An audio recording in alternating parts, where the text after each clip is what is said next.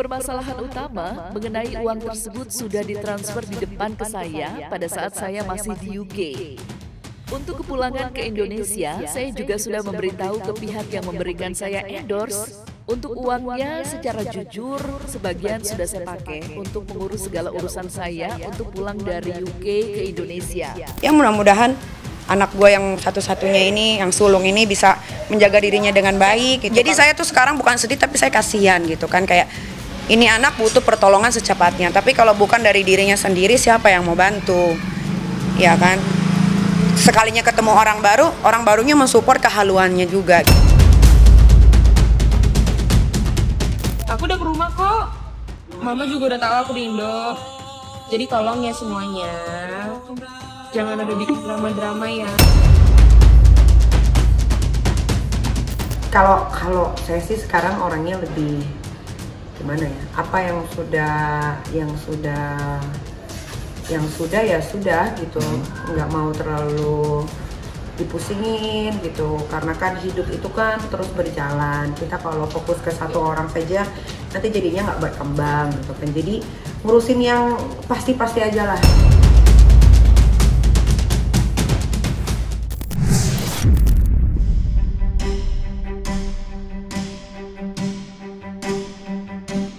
Lama tak buka suara, kini nama Laura Mezani Naseru Asri atau yang akrab disapa Loli sudah terlanjur viral lantaran dirinya diduga telah merugikan pihak endorse hingga 90 juta rupiah. Alhasil, putri sulung dari Nikita Mirzani itu semakin ramai dipergunjingkan lantaran ia tak pernah memunculkan batang hidungnya setelah rekaman suara antara dirinya dengan pihak endorse viral di media sosial. Namun sejak itu ternyata Loli telah menyimak segala pemberitaan yang menyeret namanya.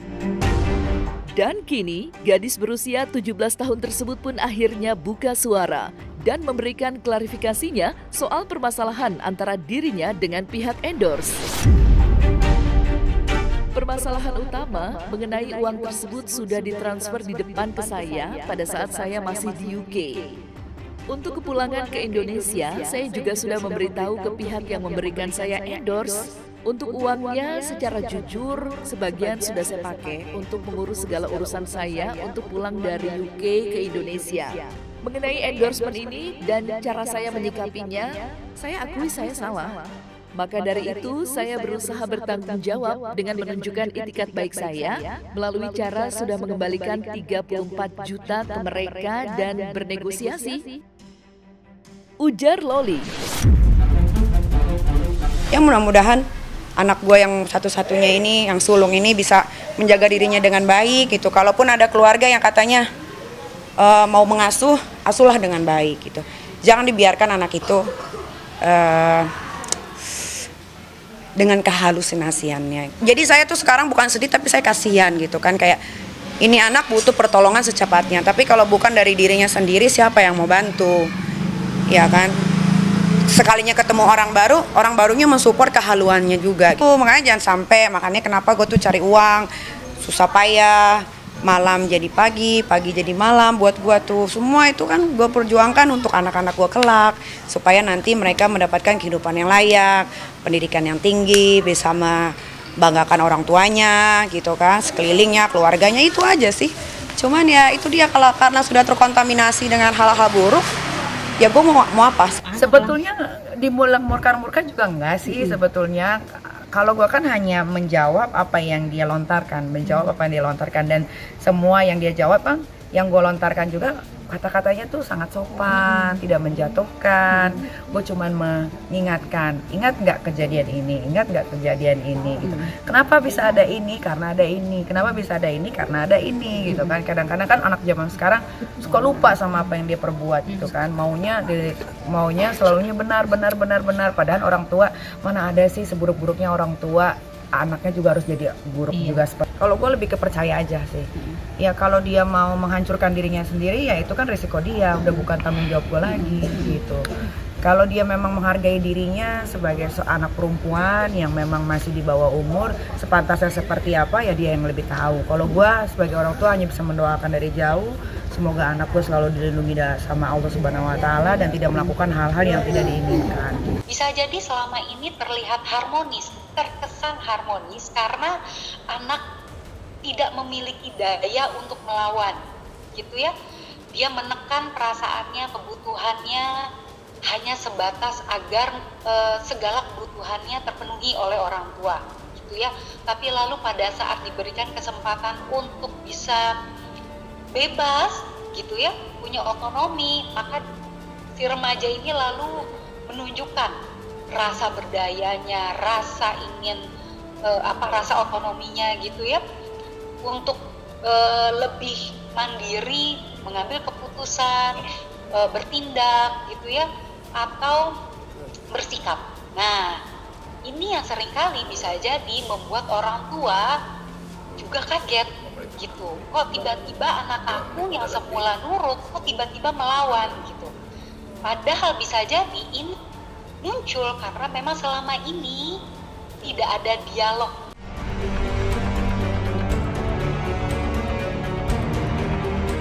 Tidak hanya memberikan klarifikasi soal derai masalah yang dialami olehnya, di kesempatan yang sama, Loli juga menyampaikan permintaan maafnya kepada sang kekasih Fadel Bajide, yang mana namanya juga ikut terseret dalam kasus ini.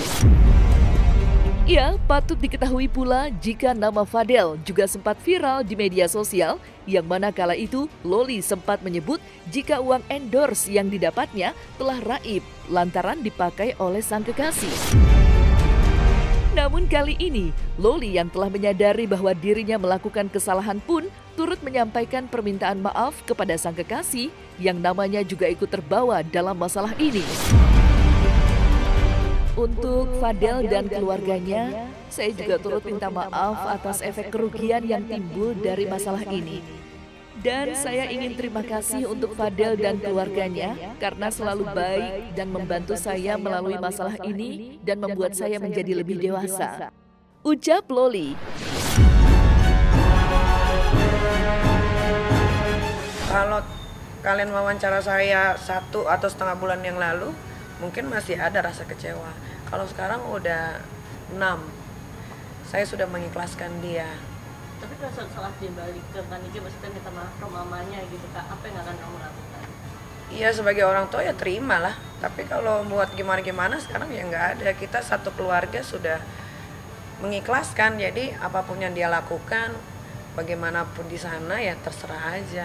Tapi tolong jangan dibawa-bawa lagi nama saya gitu. Jadilah diri dia sendiri, karena kan dia dengan keluarga itu kan, kalau keluarga itu pergi ke perkumpulan kayak perkumpulan Batak dan lain-lain itu ya, kan yang dibawa kan ini anaknya Nikita Mirzani gitu. Jadi jangan lagi bawa-bawa nama saya, udah jadi aja diri sendiri. Gak peduli saya mau dia pacaran sama TikToker kek, tukang semir kek, tukang bangunan sekalipun, saya udah gak peduli, sudah tidak peduli. Ngerti nggak namanya diikhlasin?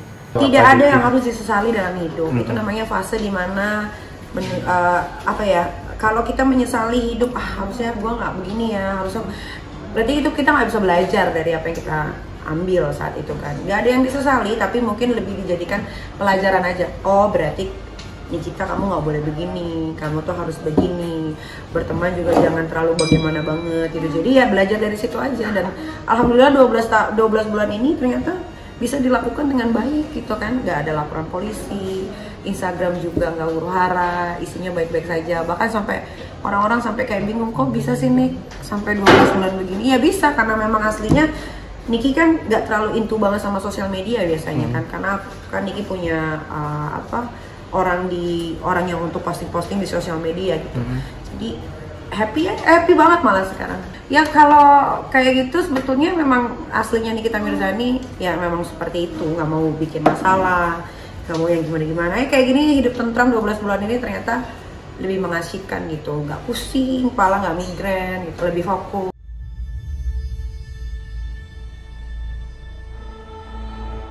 Terlepas dari derai masalah yang dialami oleh Loli, Nikita Mirzani selaku ibunda justru terlihat cuek saat anak pertamanya itu terjerat masalah dengan pihak endorse. Ya, saking cueknya dengan Loli, aktris yang akrab disapa dengan nama panggilan Nyai itu seakan sudah tidak peduli lagi dengan sang anak. Bahkan yang terbaru, Nikita Mirzani juga mengupload video di mana dirinya menghapus tato bertuliskan nama Loli. Lantas benarkah Loli sudah berusaha semaksimal mungkin untuk berdamai dengan sang ibunda? Aku udah ke rumah kok. Mama juga udah tahu aku di Indo. Jadi tolong ya semuanya, jangan ada bikin drama-drama ya. Karena semuanya itu udah baik-baik aja. Jadi aku di Indo itu produktif sama Fadel ya. Tenang aja. Jangan gimana-gimana kok. Lihat ya nanti ke depannya gimana.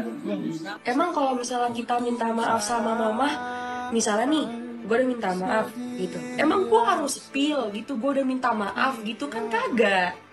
Gitu loh, kan kagak. Kan gak semuanya harus di-spill. Udah berapa kali gue minta maaf mama gue? Buset. Guys, just for your information ya, kalau kalian kasihan sama seseorang, jangan cuma diketik. Kalian ambil, ya kalian rawat.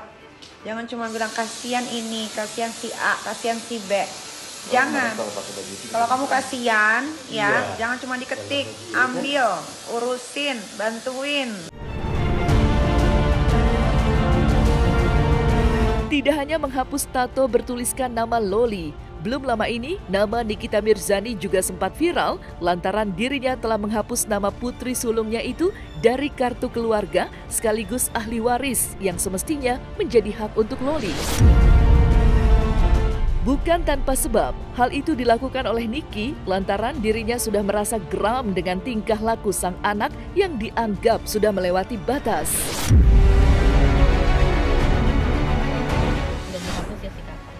Nanti lihat aja kalau gue udah meninggal.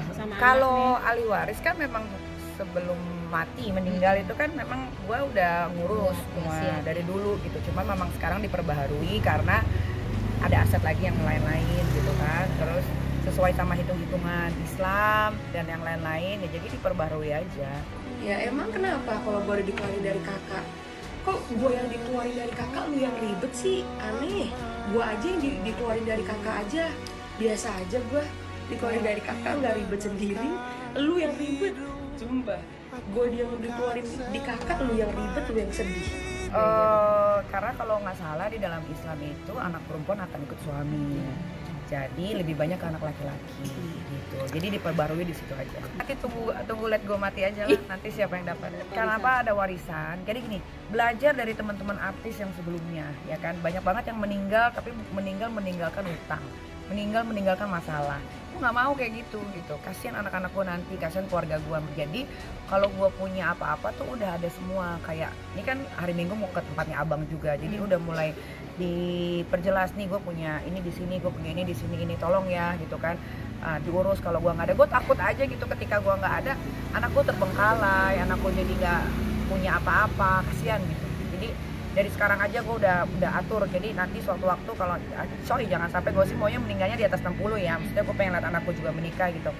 Ya semuanya kalau gue udah nggak ada ya semua udah tinggal dibagi-bagi rata aja. Kalau saya sih sekarang orangnya lebih gimana ya? Apa yang sudah ya sudah gitu. Nggak mau terlalu dipusingin gitu, karena kan hidup itu kan terus berjalan. Kita kalau fokus ke satu orang saja nanti jadinya nggak berkembang gitu kan. Jadi ngurusin yang pasti aja lah, itu biar jadi urusan gua dan keluarga. Saya terlalu sibuk dengan urusan yang lain karena masih ada 2 anak yang harus diperhatikan ya kan, masih kecil-kecil juga. Jadi ya nggak terlalu itu banget urusan yang lain-lain sih, karena banyak hal yang lebih penting yang harus diurus gitu. Ini cuma butuh ketemu, lalu ngobrol nyaman dari hati ke hati gitu ya, antara anak dan orang tua untuk saling mengungkapkan apa sih maunya mereka masing-masing, saling jujur, saling terbuka, dan saling menghargai, tepatnya gitu.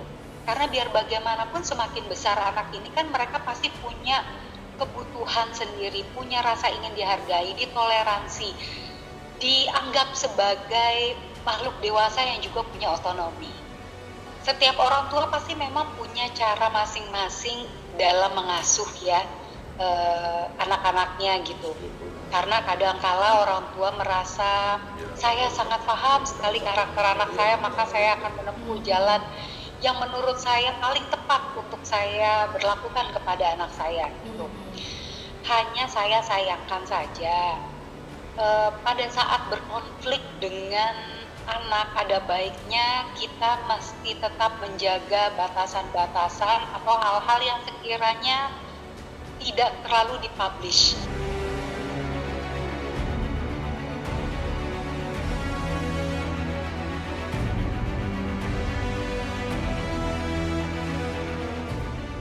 Nah, selesai sudah Cumi Lovers, saksikan terus Cumi Camp In-Depth, kabar lengkap, mendalam, dan akurat dari narasumber terpercaya. Dan jangan lupa untuk like, subscribe, dan juga share channel YouTube Cumi Cumi.